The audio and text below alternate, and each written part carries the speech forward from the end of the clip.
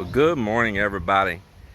It's time to get another day cranked up here on the build site.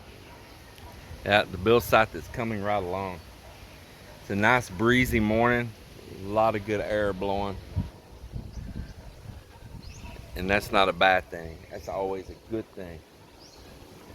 Well, I'm gonna get this day started. We've got to go back up there and continue to lay out all of these utilities that land in the walls of our master bedroom closet and in our master bath as well.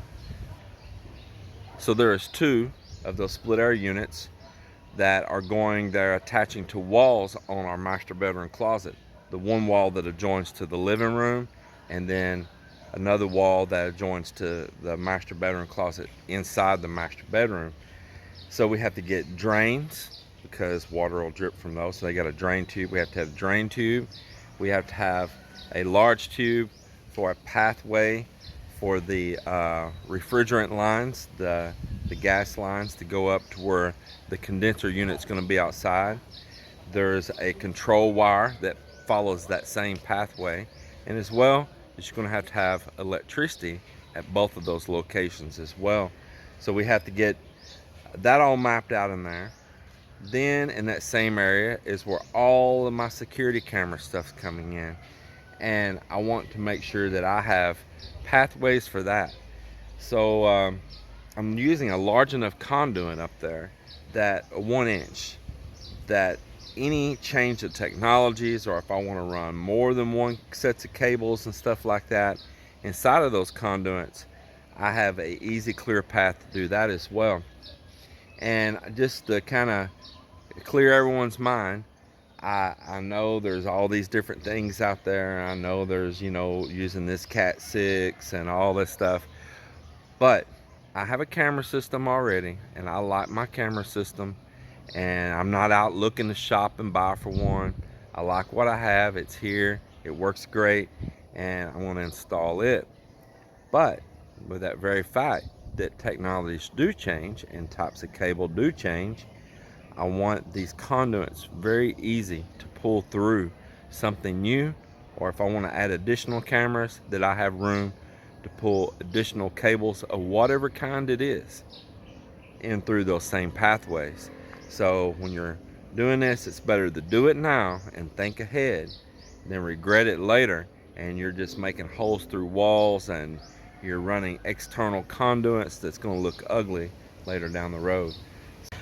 Well, I've got the small unit now for our bedroom up here. I unboxed it, same thing.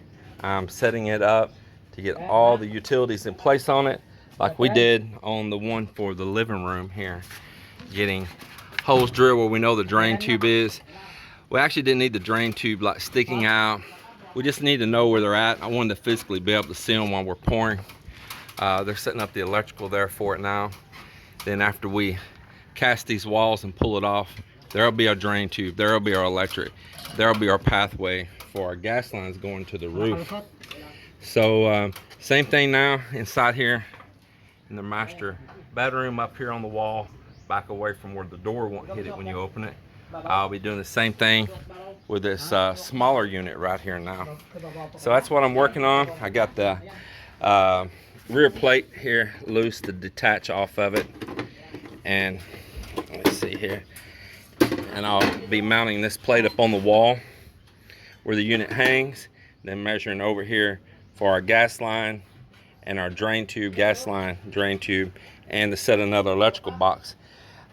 Once I do that, we're going to be getting pretty close to closing that wall up, but we're still not close enough because I can't close this column of stuff up over here until I pressure test all of that PPR pipe. So I still have that to deal with.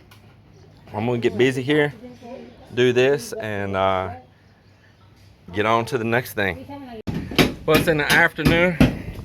I really hadn't got the video much today, but this is our command center. This is mission control. We got it all set up, so outlet down there in the room towards the living room side, outlet here to power the camera system here.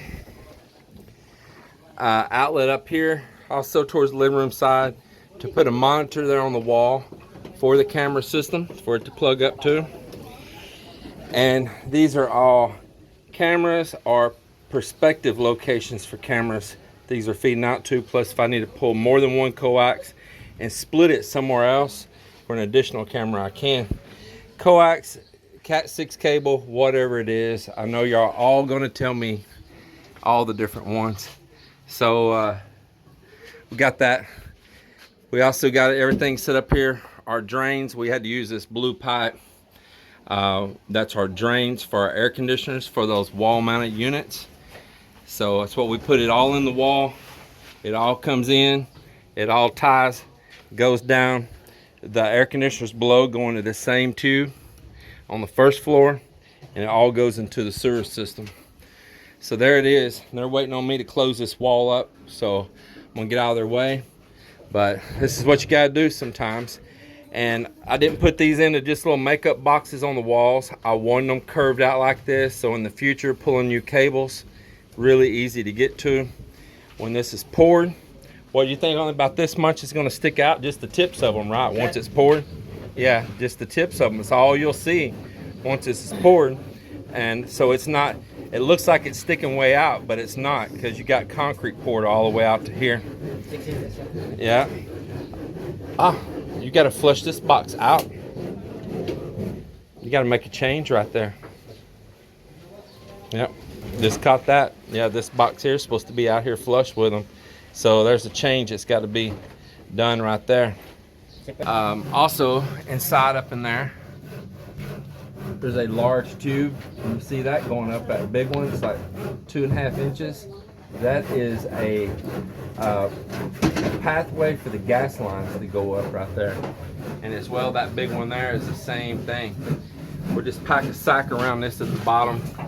When we pour back, we'll just clean up the hole there or whatever it needs to be done to access the gas line. Just chisel there. It's no big deal.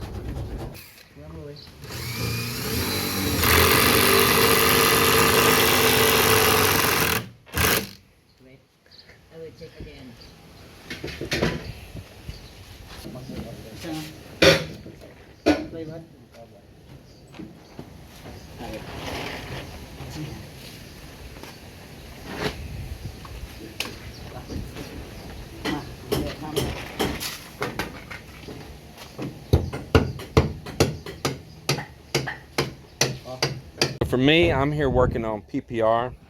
I've got my little fuser hot here now. Check and make sure it's still on. Whoo, yeah, it's on.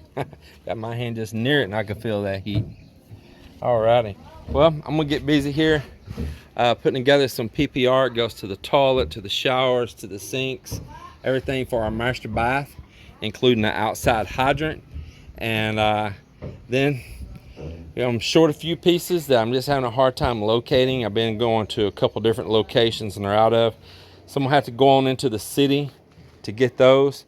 So as soon as their work day's done here in just a little while, and Melinda pays them for end of week, we're jumping in the truck and we're gonna head to Wilcon up in the city. I've got a list of things I need to try to get there, and I want enough time, if they don't have it, to hit a couple more big stores there as well. So I'm gonna get on this and follow up here in just a little bit at the end of the day and see how things turned out.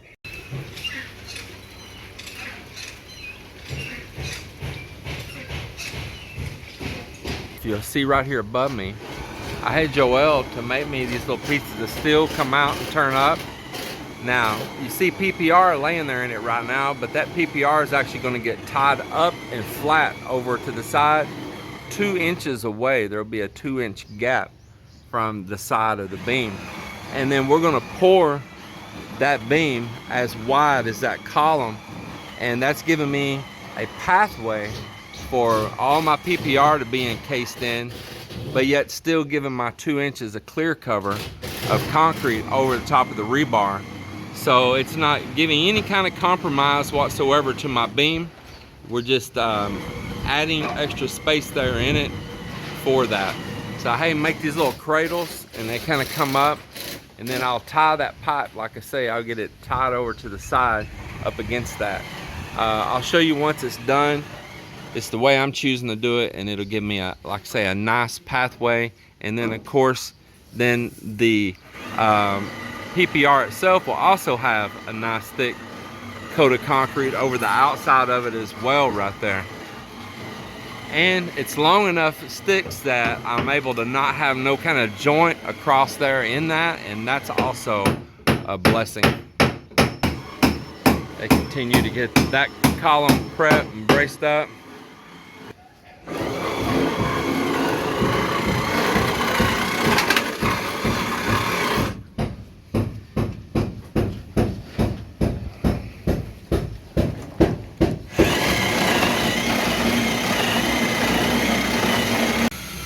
Another thing I've had them doing is taking my shop vac, sitting right there,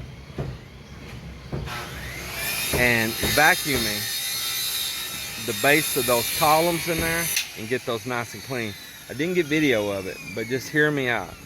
If you're gonna do a 2-story and you're gonna extend those columns up, it's okay to have a joint. I mean, as long as you have adequate steel, it's okay to have a joint. You don't want too many joints, but it's okay to have a joint because that shear load that's coming down. Now you really want to avoid, if you can, joints inside of beams. It's possible to have one. It is possible to have one. You usually want it right out in the middle, and you want to angle it across. Number one thing, even if you do that, is to buy, it's called cement bonding agent or whatever that you'll put in there on that joint when you do that, out in the middle. But just avoid that at all costs if you can. It is possible, but avoid all costs if you can. Very important that you put adequate steel, and that's something that's because of budget's usually something that's not done a lot of times in many builds. Okay, but I put adequate steel. Yeah, I did. That steel, it is tremendously important. I mean, I just tell you, it's tremendously important. You know, save yourself $1,000 and buying the amount of steel or the diameter steel that you need it for a whole home, and regret it for a lifetime. Yeah, you'll regret that extra $1,000 for a lifetime. You'll always feel uneasy. Buy some security. People talking about, you got insurance, you buying insurance for your house, and that's a whole nother topic. I'm like, you know what? The best thing is how you build it to begin with. Yeah, build it good so you can have peace of mind. And don't cut corners. Don't cut them. I've had concrete work done back here in the U.S. and they are so bad to cut corners. Pour slab, you know, for a big old building. A customer want a big building put up or something, and they're like, you wrecked the building, but I'm gonna have my own slab work done. It's because they're trying to be cheap, you know. And then they get Jose whoever, you know, off the internet, off Craigslist or off Facebook, whoever, do the dirt cheapest price for that concrete. And then the next thing, my concrete split in two, it busted in half. Let's see, yeah, let's see, what was your steel? Was little old small steel, set on what, 16, 18-inch spread. You had no real footings and beam. You had no cross beams, no tie beams. So basically, you had a 4-inch slab, maybe a 3-inch, because they're going to tell you 4, but when they pack the sand, they set it up at 3 so they could save extra money on the concrete trucks and put that in their pocket. You know, that's not just a thing that people try to say goes on here. It goes on everywhere. And then they might not even put a vapor barrier underneath it or anything, and then they'll come back, if it's a metal building, my building's raining inside, it's condensating. Well, See, how did the condensation get inside the building? They say you must have a leak. You must have got a leak somewhere. I haven't. Well, have you seen a leak? Is the roof leaking up there anywhere?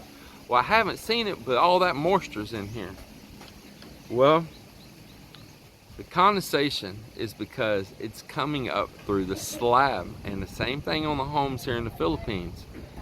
Same thing on the buildings here in the Philippines. All that humidity inside that sweating is coming up through the slab, because they didn't put a vapor barrier down. They did not put a moisture barrier down, like a heavy millimeter plastic or something. Now, the only thing I could find here was tarpaulin, so we doubled up tarpaulin underneath there. Being that it's not exposed to the sun and UV rays, it'll probably last years and years. But if you can jump the gun better than me, get you some good heavy mill plastic to put under your slab. And that's going to keep that moisture from coming up inside your house, and your house will be cooler.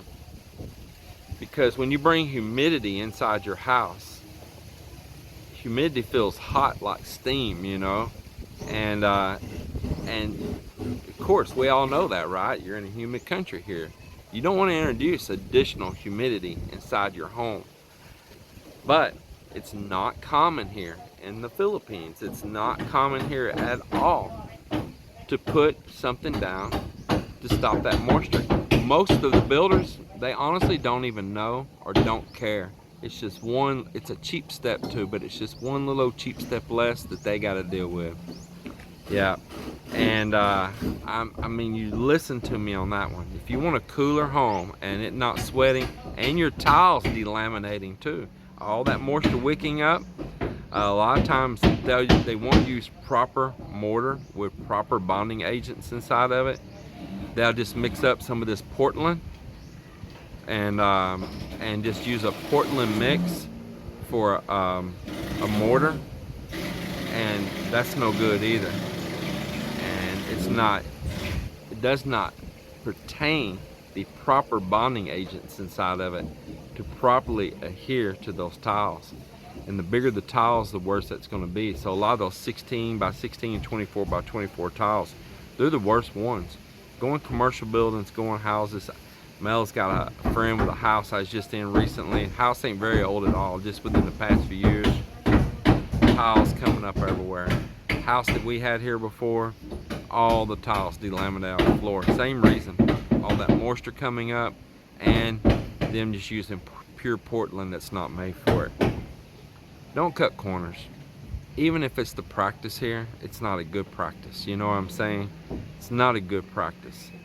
Don't cut corners. I mean, I can't say it enough. Another bad practice here, I'll just tell you, is the whole thing of them just digging a trench for a house, right? They go around, they just dig a trench, and they throw down about this much cement. That's me holding about 1.5 inches of cement, and the bottom of that with 1 or 2 little bars of steel and some uprights coming up of steel rebar to slide those hollow blocks down on. And they just build a hollow block footing going down in the ground.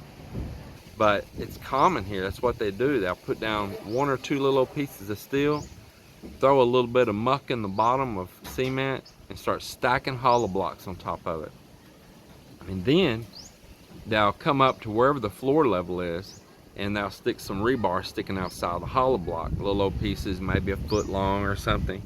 And that's what they're going to tie the floor to when they backfill inside. Then they backfill in there and just tie on to that rebar sticking out of the hollow block, and then pour the slab. Now, it doesn't get a good bond. It doesn't have, the floor is only hanging by the rebar. If the soil compresses or something goes in there underneath there and makes a hollow or a void, the concrete's just suspended like empty voids underneath it. The slab don't really have a slab, but the concrete poured floor inside the walls. And it's gonna have a big old hollow void underneath there. probably end up cracking. You'll hear it even when you walk. You'll hear a hollow spot, a little boom, boom, boom when you walk even on concrete. And here's the number one thing. Pathway for ants and termites. They love those little pathways because against that hollow block and that concrete being poured for a floor, it's always going to find little voids, and they are super tiny little creatures. They don't need much space. They don't at all. And you just created the pathway for termites to come into your home and eat up your door jambs first, because see, they're right there by your walls. So of course door jambs, they're just looking up at the bottom of it going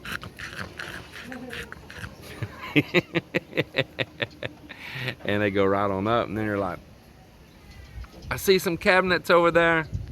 Yep, there's some cabinets over there. Let's head over there for dinner. And there you go. So that's one of the reasons you don't want to do that. And here in a termite stricken country, they do that bad practice.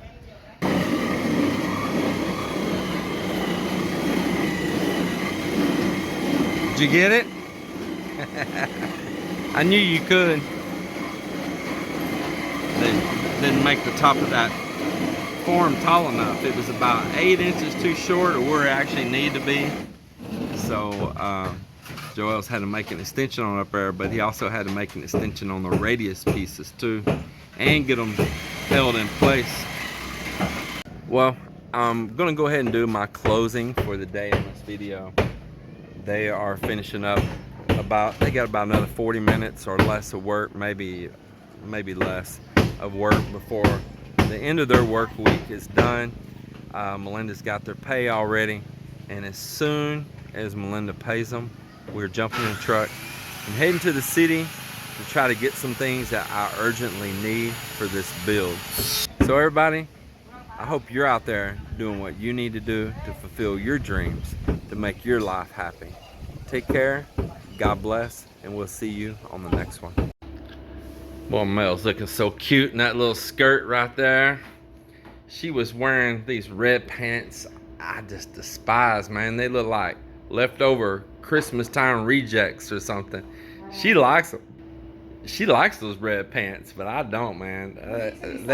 They look like half of a Santa Claus suit left over or something. It is so hot and it's protect my legs. Man, I'd use a trash bag or something to protect your legs for those ugly pants. It's fashion, 2021 fashion. 2021, maybe minus 2021. Yeah, I don't know. But you looking really cute there in your little plaid skirt and your little black top. Yes. Yeah, I'm more proud now because I didn't want you to. You can go with me now? Yeah, I didn't. It didn't look like you were like leftover Santa Claus helper that don't know what month it is.